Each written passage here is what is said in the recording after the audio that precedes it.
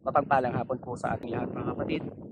Muli po akong magbabahagi sa inyo ng isang video na napakahalaga sa atin sapagkat ang nilalaman po ng video na ito ay tungkol sa pagkain na nakasaad sa banal na kasulatan.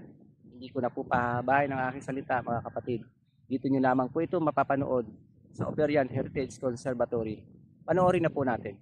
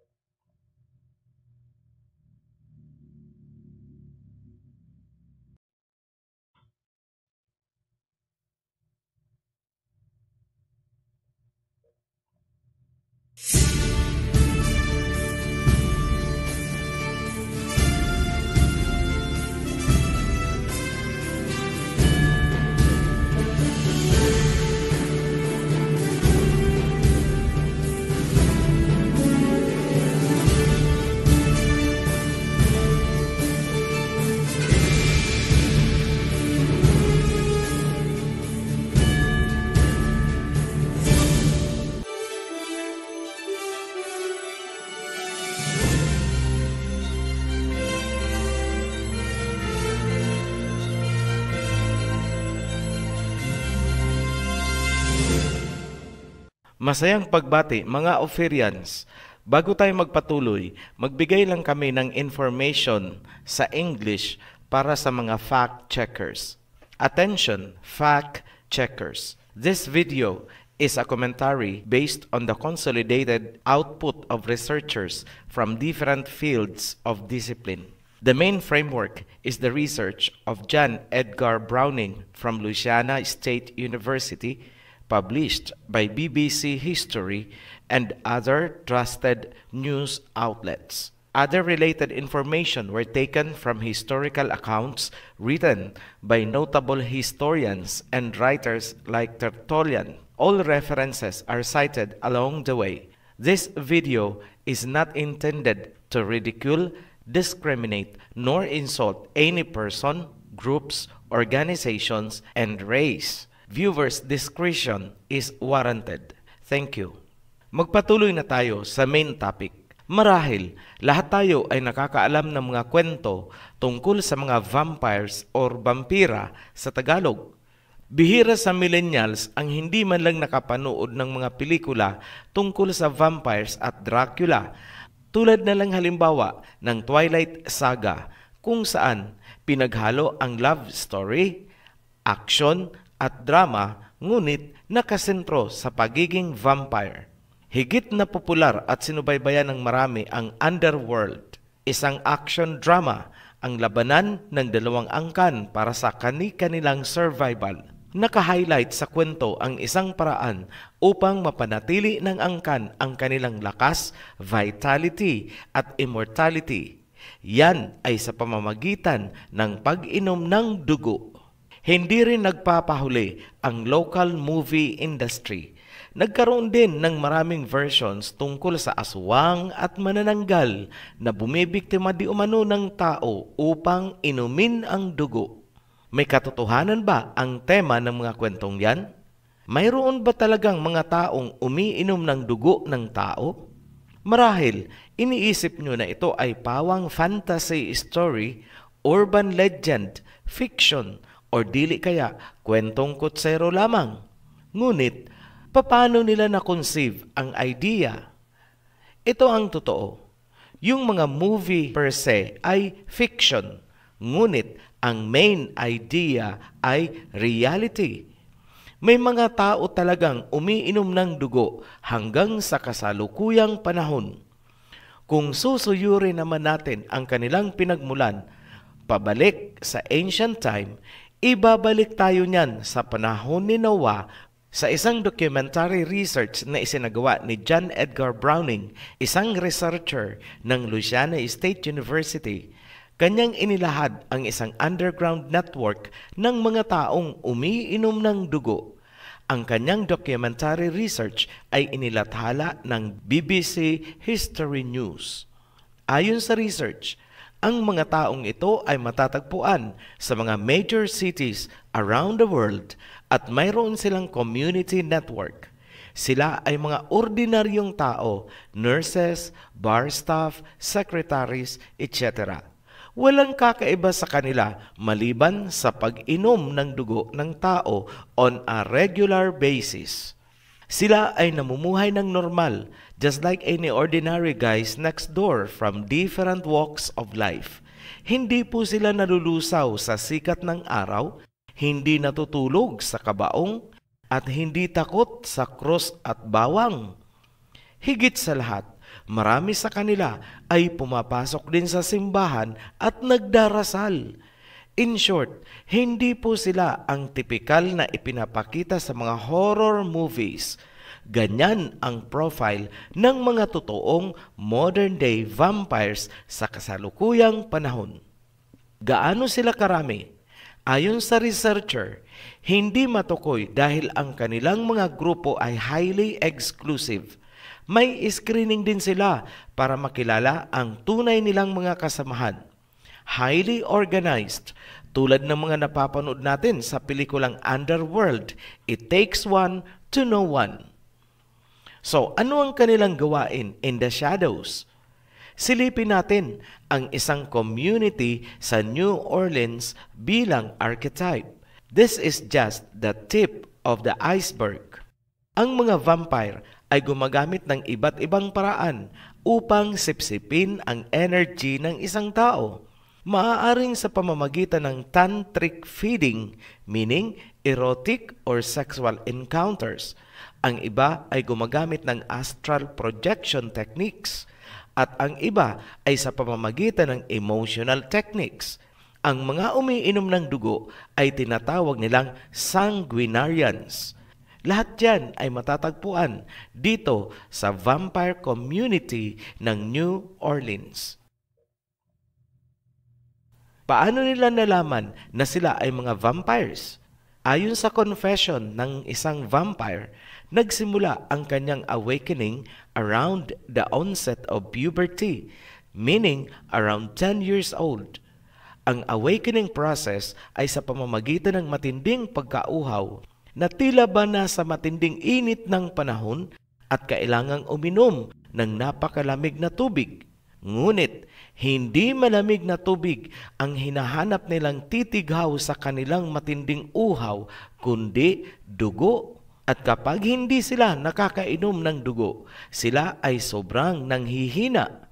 Sa kasalukuyan, maraming chapters sa Amerika at sila ay nagkikita-kita sa mga tinatawag nilang vampire houses. Ang layunin ng kanilang mga get-together ay para sa mutual support at camaraderie. Mula sa kanilang pagiging underground in the shadows, unti-unti na silang lumalantad at naghahangad na tanggapin ng society kung ano sila at ang kanilang kakaibang hilig. Ang kanilang mga samahan ay mayroon ding set of rules at internal court na tinatawag nilang Court of Lazarus. Itong Court of Lazarus ang nagpapatupad ng rules at lumilitis sa mga members na lumalabag sa rules and code of ethics ng kanilang underground community. Diba parang dito kinuha ang istorya ng Underworld movie? Ayon sa leader, majority ng kanilang members ay nagmumula sa Wicca, in short mga Wiccans na nagpa-practice ng witchcraft. Ang iba ay mula sa Neo-paganism at Christianity, mga Tiyanos. Ang namumuno sa kanila bilang regent ay nagpakilala sa pangalang Naama Aeterna. Nakakapagtaka lang na itong Naama na bumuo ng kanilang rules ay pinangalanan nilang Naama Aeterna. Tila ba pinakakahulugan ng pangalan na si Naama ay eternal, buhay? Kung napanood nyo ang Creation series hanggang Babylon series, alam nyo na ang pinakahuling apo ni Cain na pinangalanan sa Biblia ay si Naama. Genesis chapter 4 verse 17 hanggang 22. So, tila ba muli nilang binubuhay ang legacy ni Cain At sina Ama ay nasa pagkatao ng kanilang pinuno, kaya pinangalanan nila itong Naama Eterna, ang reyna o regent ng mga taong umiinom ng dugo sa kasalukuyang panahon. Noong kinoronahan nila itong sina Ama Eterna bilang regent, may ginawa siyang ritual. Naglagay siya ng kanyang dugo sa chalice o kopa kasama ang dugo mula sa 5 pang members. Ang magkakahalong dugo ang iminarka niya sa noo ng 2 niyang assistant at inilubog niya ang kanyang kamay sa dugo at itinaas tungo sa kalangitan bilang oath or panunumpa. Ang info na yan ay mula sa New Jersey Vampire Alliance. Grabe, nakakatakot ang abomination nitong Naama Eterna. Mukhang may alam siya sa mga ritual ng totoong Naama sa panahon ni Noah. Hindi na kami magbibigay ng marami pang detalye tungkol sa network of vampires. Ang mahalaga sa amin ay mapatunayan lamang na mayroon nga talagang mga tao na umiinom ng dugo sa kasalukuyang panahon. Ang dugo na kanilang iniinom ay galing sa mga regular suppliers or donors at ito ay sinasaklaw ng Donors Bill of Rights ayon sa The Atlantic. Although sinasabi sa report na global network ang mga vampires, ang nakita nating mga network ay pawang nasa Amerika. Mga kano, ito ang tanong. Saan nagsimula ang kaugalian o ideya ng pag-inom ng dugo nitong mga vampira na nasa Amerika? Dito papasok ang history at ang Biblia. Remember, the Bible is also a history book.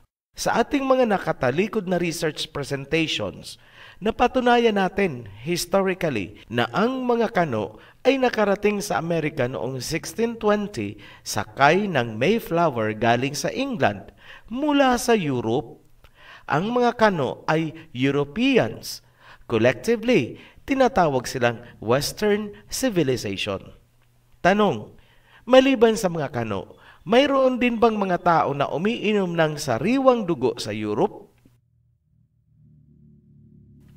Here is a piece of history published by Smithsonian Magazine. Post nyo na lang po ang video kung nais nyong basahin. Ayon sa research na isinagawa ni Richard Sogg ng England University of Durham, inilahad niya na noong 16th and 17th century, maraming Europeans kasama ang mga royalty, priests, and scientists ang routinely kumakain ng buto ng tao, taba at dugo bilang gamot. Pati ang mga mami sa Egypt di umano ay kanilang ninakaw para sa layuning yan. Kahit si King Charles ay umiinom ng elixir or tincture na nagtataglay ng bungo ng tao. Ayon naman sa isang Swiss-German physician noong 16th century, ang pag-inom ng sariwang dugo ng tao ay nakakabuti sa katawan. Kaugalian ng mga panahong yun na inumin ang dugo ng mga nahatulan ng kamatayan habang ito ay mainit-init pa. Yan ang gawain sa Europe. Saan nga galing ang mga kano? Europe.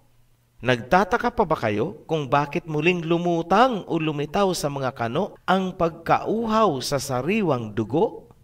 Ayon pa rin sa inilathala ng Smithsonian, naniniwala ang mga Europeans na sa pamamagitan ng pagkain ng corpse or bangkay, nakukuha nila ang lakas ng tao na kanilang kinain.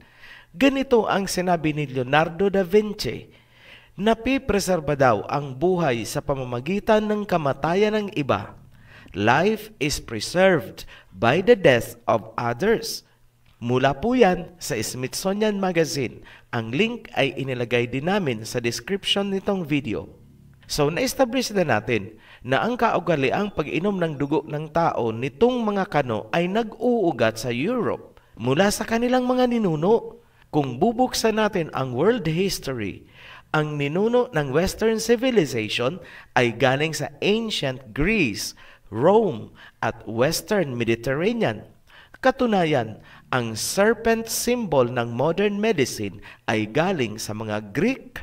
Saan pa sa Europe merong kaugalian ng pag-inom ng dugo in ancient history?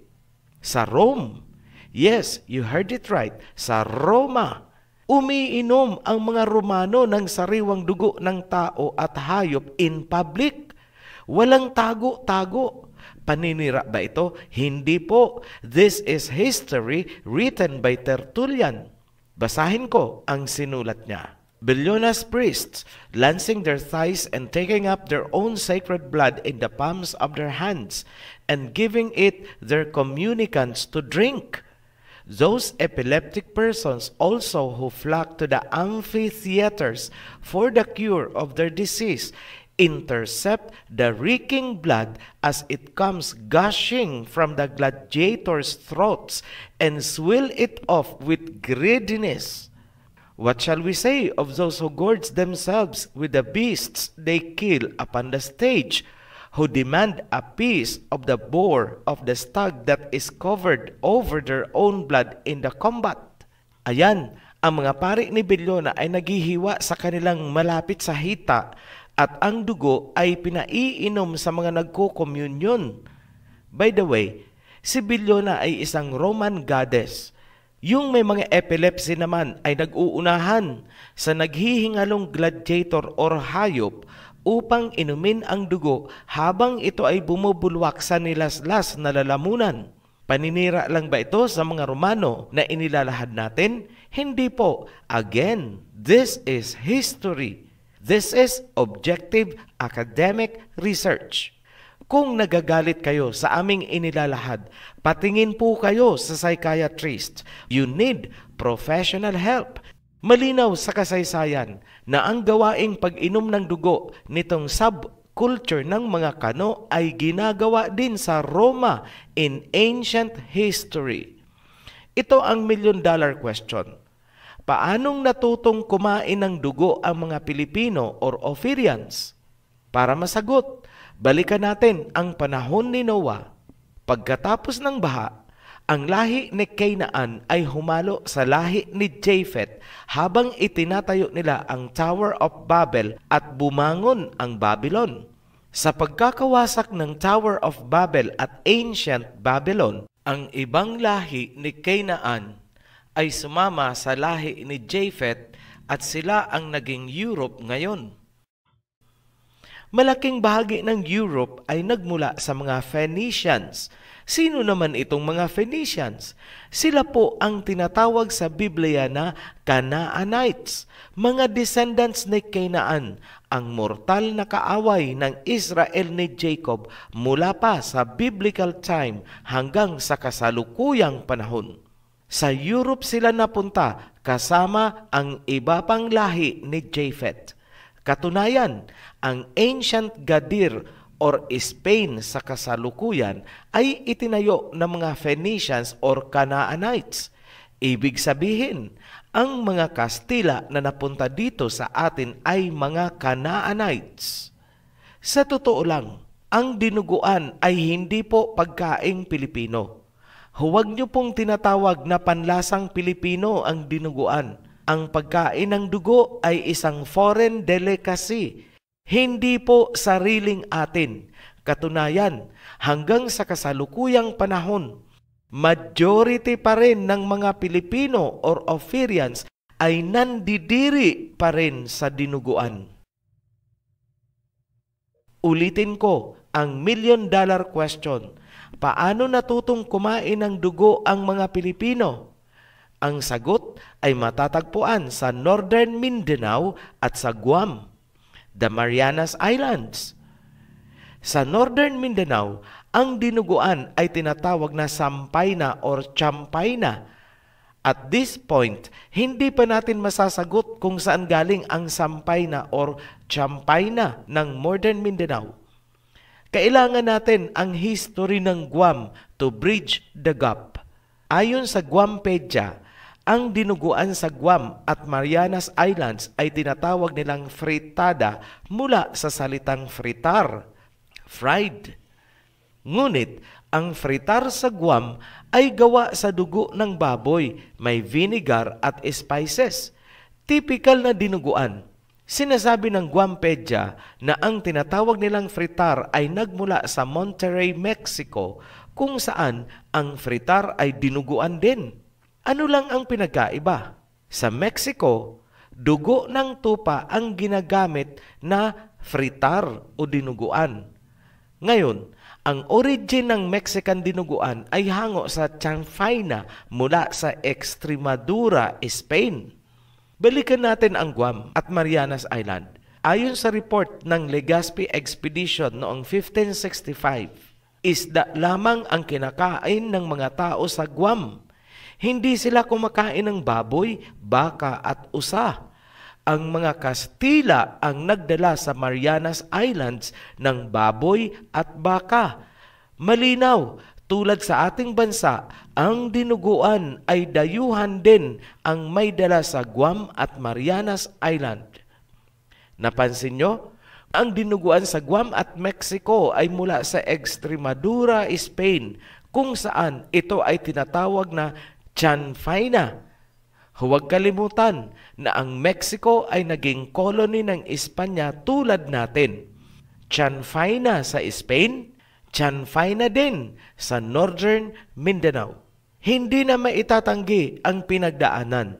Ang mga Pilipino ay natutong kumain ng dugo mula sa mga Kastila, mga Canaanites. So, please stop calling dinuguan as panlasang Pilipino. Nakakadiri po pakinggan. Panlasa po yan ng mga Gentiles. Filipinos are not Gentiles. Huwag kayong makinig dyan sa mga sektang European na pinapaniwala kayo na tayo ang mga Gentiles. Yan ay isang malaking BS, as in bulaang sinungaling. Ngayon, ano pang mga putahe ng dugo ang dinala dito sa atin ng mga Kastila? Morcilla de Burgos, blood sausage, origin, Burgos, Spain, panlasang hintil. Morcilla de Granada, blood sausage, origin, Granada, Spain, panlasang hintil. Morcilla de Ceba, Butifarra de Ceba, or Morcilla de Cibola, blood sausage, origin, Alicante, Spain, panlasang hintil. Bonos, bupis, baga ng baboy, panlasang hintil. Very conclusive.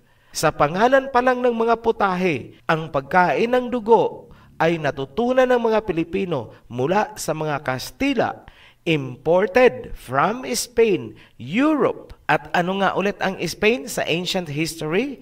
Gadir. Sino ang nagtatag ng Gadir? Mga Phoenicians. Sino nga ulit ang mga Phoenicians sa biblical times? Canaanites. Ang kalaban ng Israel ni Jacob mula sa simula. Kaninong lahi ang Canaanites? Kay Canaan. Sino ang nanay ni Canaan? Si Naama. Sino ang pinakaninuno ni Naama? Si Cain. Genesis chapter 4 verse 17 to 22.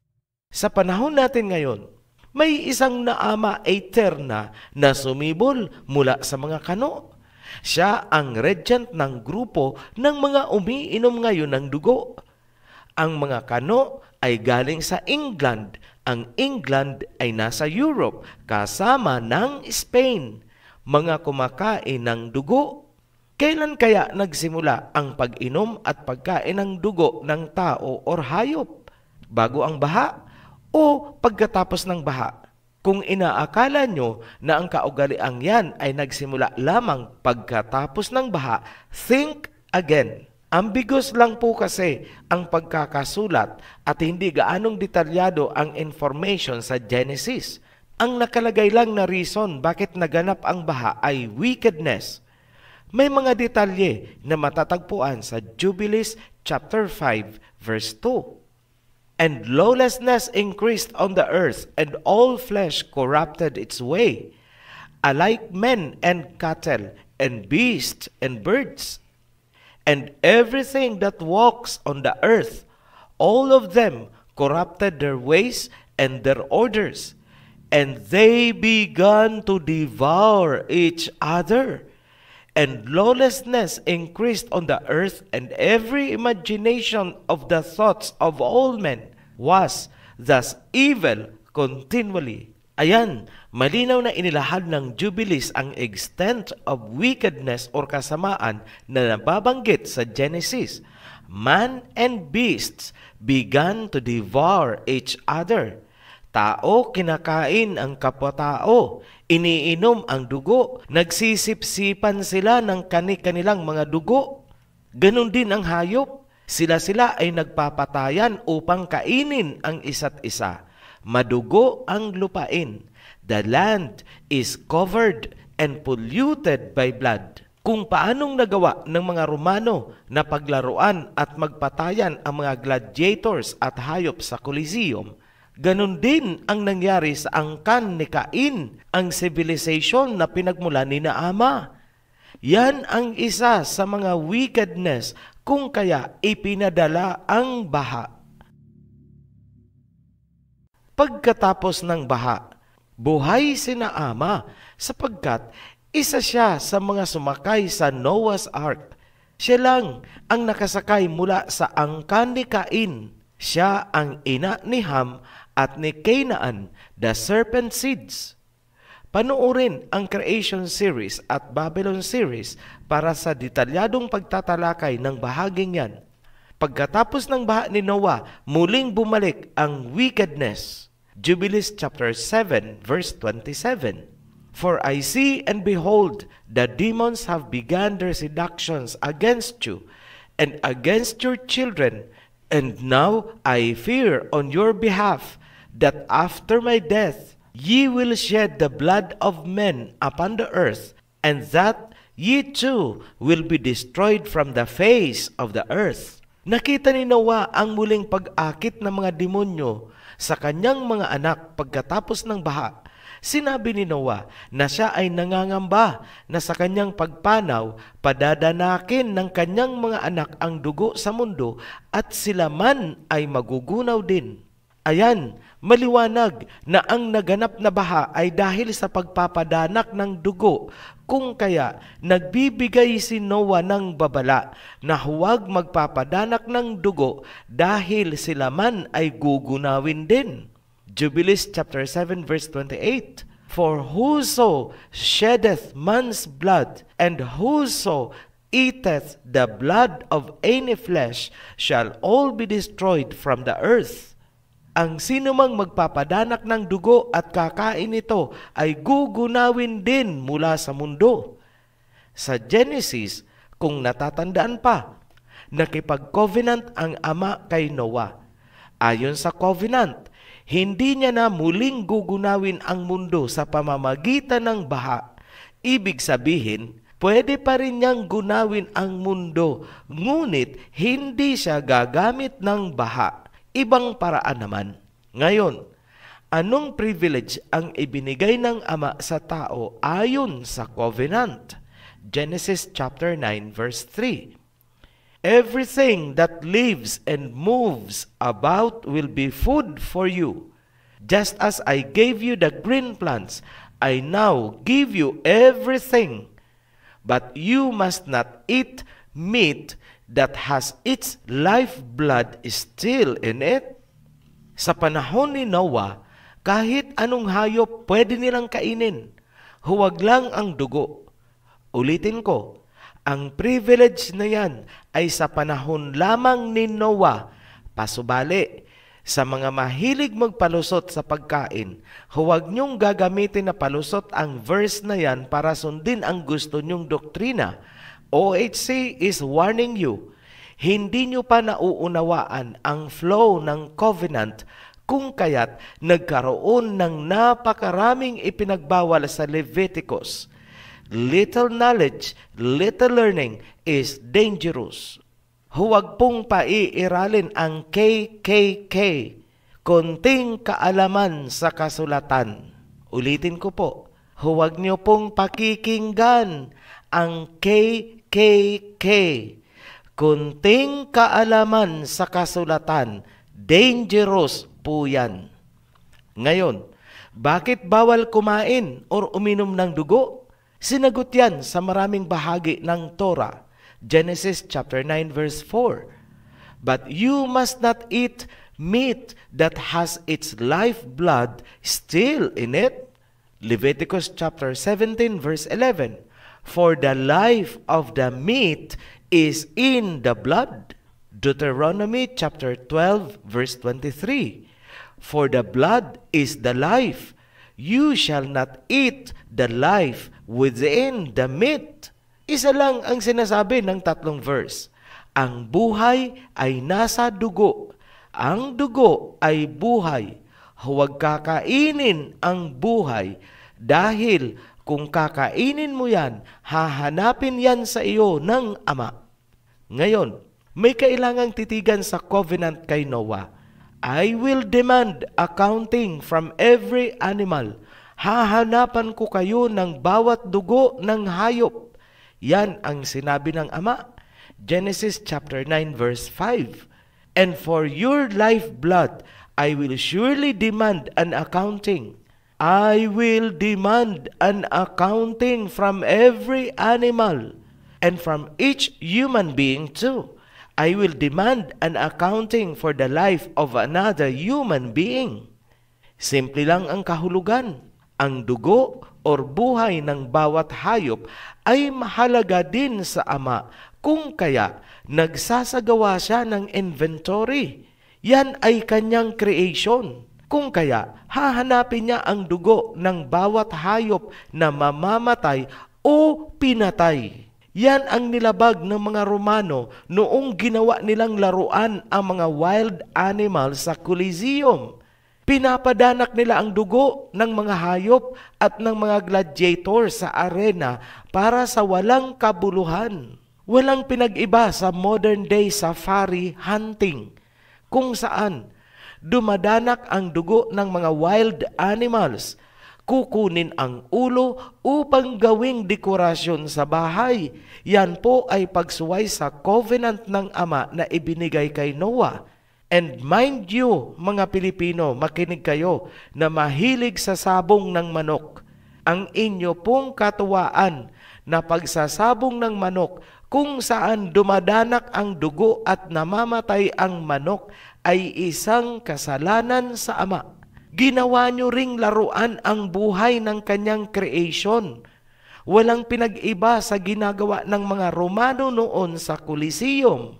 Kaya nga nagbilin si Noah, huwag magpapadanak ng dugo para sa walang kabuluhan. Tao man o hayop, respect his creation, respect nature, respect wildlife, respect life. Yan ang nilabag ng Roma at ng mga Kastila noong sinakop nila ang iba't ibang bansa kasama tayo. Milyon ang kanilang pinatay, maipasok lang ang kanilang Christianity. Tapos, very proud ang mga Tiyanos.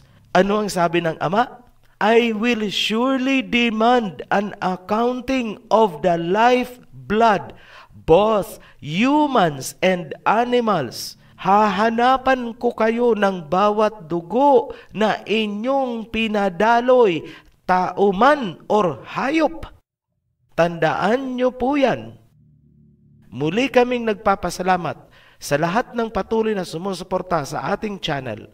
Para sa mga bagong subscribe, huwag pong kalilimutan na panuorin ang The Guide upang alam nyo ang sunod-sunod ng panunuorin. Para sa mga newly baptized, welcome to the covenant. At para sa lahat, be blessed. Shalom. Mga kapatid, kung niyo pong napanood ang kabuuan ng video na ito at kung niyo pong nagustuhan ng mensahe at aral, paki-like, subscribe, and share po. Marami pong salamat. Be blessed. Shalom.